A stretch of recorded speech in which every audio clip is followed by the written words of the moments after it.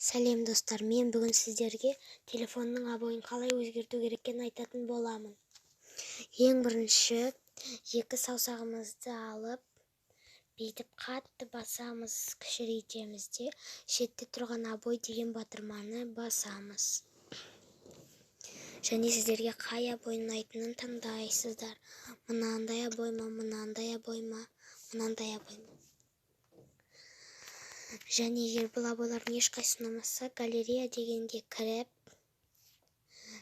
картинкиді басып, неше түрлі біздің фото-видеоларыңызды алып шығаруларыңызға болады. Мысалы үшін мен мына фотомды аламын, сосын готованы басамын төбедегі. Және міне абойым өзгеріп кетті. Егер сіздерге осы видео ұнаса, каналға тіркелу, лайк басып кетіңіздер.